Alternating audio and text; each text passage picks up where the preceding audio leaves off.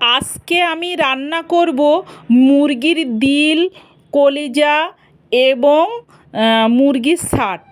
কীভাবে রান্না করব সেটা আপনাদের সঙ্গে শেয়ার করব।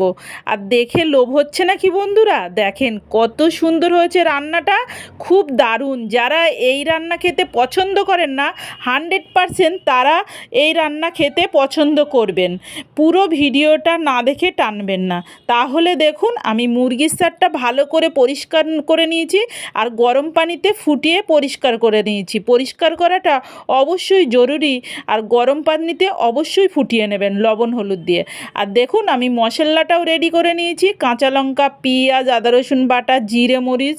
এখন আমি কড়াই বসিয়ে দিয়ে কড়াইতে সরিষার তেল পরিমাণ মতন দিয়ে তেলটা গরম হবার জন্য আমি একটু অপেক্ষা করব। তেলটা গরম হয়ে গেলেই বন্ধু আমি এখন কোচানো পেঁয়াজটা দিয়ে দেব। কোচানো পেঁয়াজটা দিয়ে একটু পেঁয়াজটা ব্রেস্টার মতন যাতে ভাজা হয়ে যায় সেটার জন্য একটু অপেক্ষা করতে হবে। দেখেন আমার মাঝারি মতন ভাজা হয়ে গেছে, আমি বেশি পোড়া ভাজা করব না।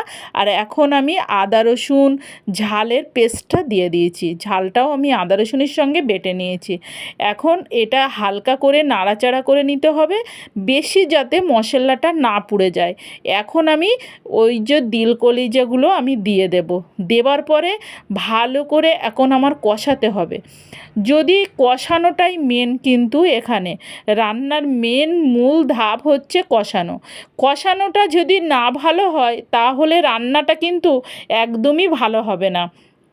এখন আমি পরিমাণ মতন লবণ হলুদ দিয়ে দেব, দিয়ে আরও 5 মিনিট নাড়াচাড়া করব যাতে লবণটা দেওয়ার পরে তেলটা বেরিয়ে যায়। আমি কিন্তু দেখেছেন কত তেল কম দিয়েছি।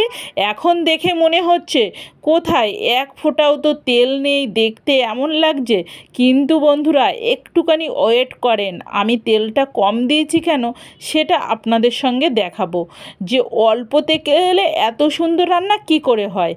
আর দেখুন আমি এখন মশলা দিয়ে দিচ্ছিলাম, এলাচ, লবঙ্গ, ডালচিনি একসঙ্গে গুঁড়ো করা যে মশলাটা সেটা দিয়েছিলাম। এখন আরেকটু আমি নাড়াচাড়া করে নিচ্ছিলাম। এবারে আমি দেব অল্প করে একটুখানি পানি, কারণ পানিটা দেওয়ার সঙ্গে সঙ্গে দেখবেন কতটা তেল উঠে যায়। দেখেন অনেকটাই তেল আমার ছেড়ে দিয়েছে, আর তেলটা ছেড়ে দিলে দেখতে সুন্দর লাগে। হ্যাঁ, এবারে অল্প করে আমি পানি দিয়ে নেব। এই পানিটা দেওয়ার সঙ্গে সঙ্গে আমি এখন আমার যে জিরে মরিচটা আছে সেই জিরে মরিচ, এলাচ, লবঙ্গ, ডালচিনি একসঙ্গে বেটে নেব। বেটে নেওয়ায় এই যে দেখেন আমার বাটা হয়ে গেছে। এখন আমি ওই মশলাটা সব কিছু দিয়ে দিলাম। এইটা দেওয়ার কারণে এটা কিন্তু খুব সুন্দর তরকারির একটা আলাদা মশলা। এই মশলাটা দিলে এর ঘ্রাণটা আর এর ফ্লেভারটাই আলাদা, সুন্দর একটা ঘ্রাণ চলে আসে, খেতে যা ভালো লাগে না কি বলবো।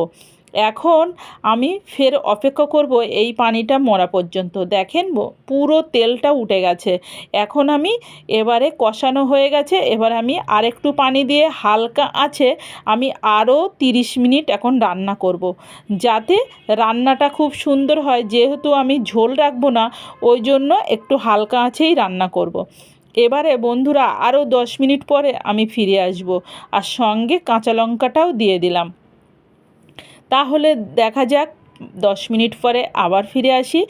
দেখুন রান্নাটা কত সুন্দর হয়েছে, আর একদম তেলটা পুরো উঠে গেছে, তেল ছেড়ে দিয়েছে।